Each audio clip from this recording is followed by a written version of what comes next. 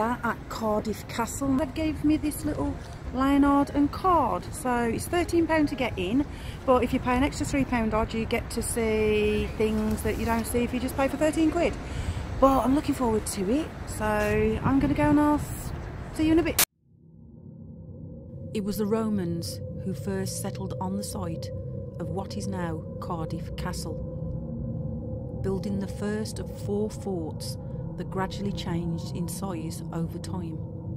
The last fort was made of stone, and some of its remains can still be seen today. I'm actually sitting in a little staircase. There's down there. I'm in the keep, in the Merton Bailey keep. So let me show you some more. Oh, right. Here's one of the rooms. This is the view.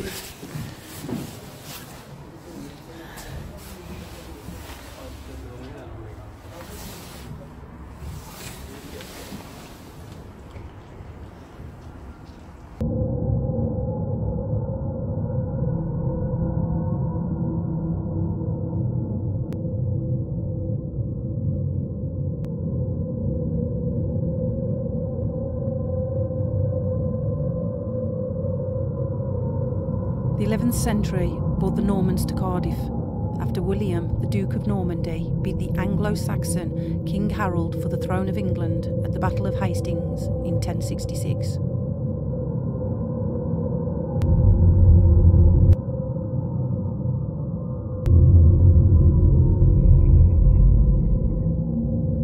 William became known as William the Conqueror and was crowned the King of England. William built many castles across England, moving steadily up into Wales, in which he eventually invaded, building even more towers, one of which he placed in Cardiff, building over the old Roman fort remains.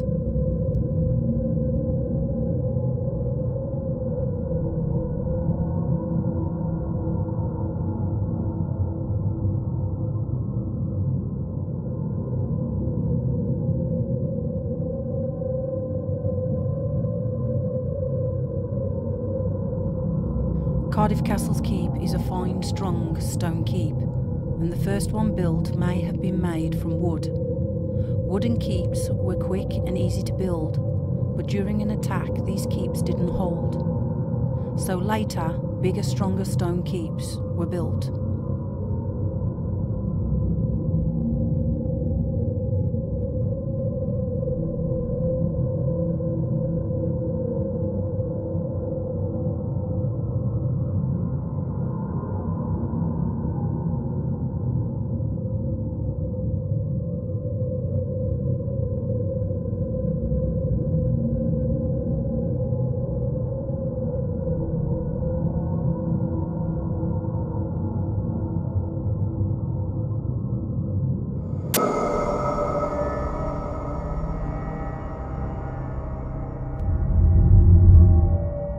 Over time, the castle and the grounds changed along with its many owners, one being the 3rd Marquis of Bute, who hired the architect William Burgess.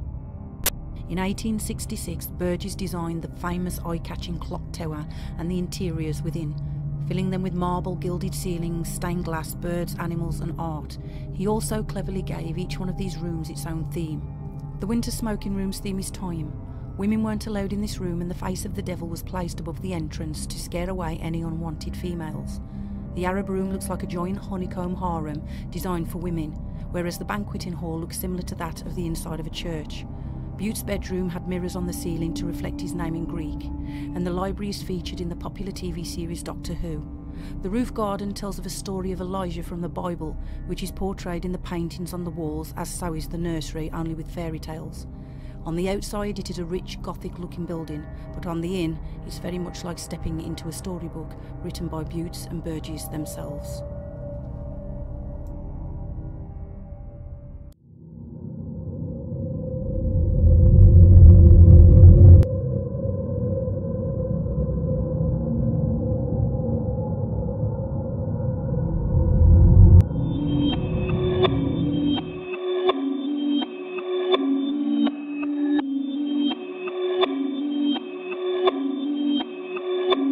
Perfect.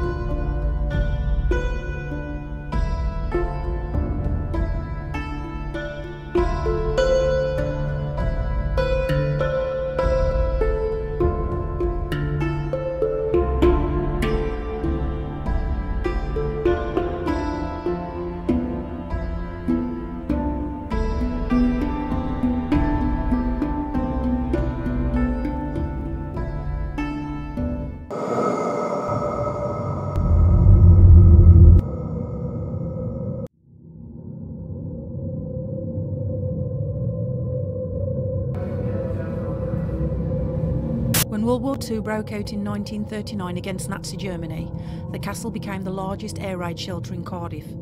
Entrances were made in the wall and wooden ramps were placed against them so the people could enter into the tunnels quickly. Up to 2,000 people stayed inside the tunnels as the bombs dropped. Cardiff Castle helped save the people of Cardiff.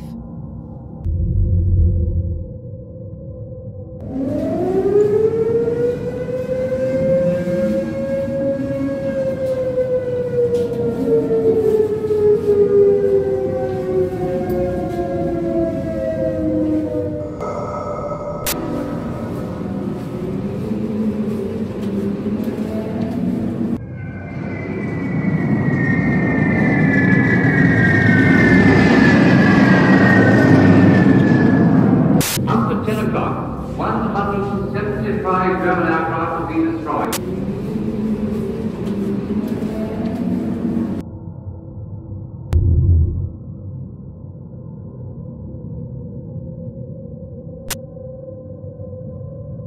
I'm actually walking across the battlements. Going to have a look at Cardiff City right now and see what we can see from up here, but you can actually see the keep there.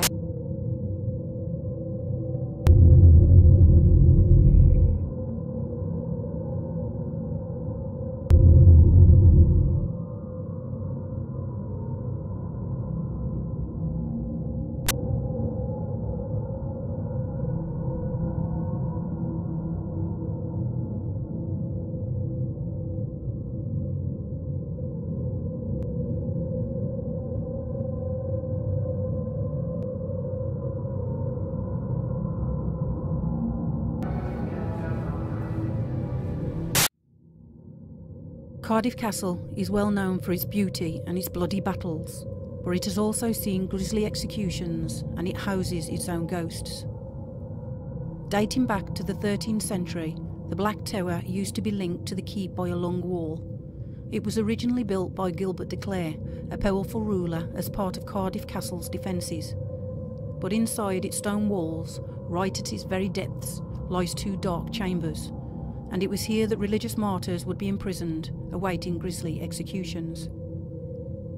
One such person, a local fisherman and Protestant by the name of Rawlings White, was arrested for heresy and imprisoned at the Black Tower. White was later burned at the stake in March 1555. It was said that as White was escorted by soldiers past his tearful family and angry onlookers, he showed no fear and reached out to the straws and sticks of wood, pulling them about his body so that death would pass him by quickly. And once the fire was lit, it is told that the flames crept up around him so fast that they burnt his legs to the bone before reaching his upper half, making his body collapse forward over the chain and into the fire. Eerie atmospheres to the feeling of being touched, poltergeist activity, shadowy forms, mists, cold spots, and much more have been reported at Cardiff Castle. The summer smoking room is said to be the home of a female ghost, whereas the banqueting hall, shadowy figures and footsteps have been seen and heard, and the sighting of a grey lady who sits and watches have also been reported. The library also houses a shadowy figure, and in a small dressing room just behind the library, the second Marquis of Bute died shortly after a banquet. He is said to be seen walking through the fireplace wearing a red coat. Another female spirit is said to still arrange the items in the storeroom, and the castle grounds is reputed to be haunted by Lady Sophia and a 3-metre-tall giant.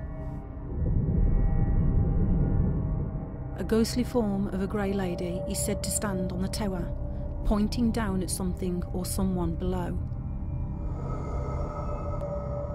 At the castle gates, a phantom coach has been seen charging through, and in a 1956 newspaper article, a man called David Brecken reported having heard horses' hooves and the jingling of bells, followed by the cry of a coachman.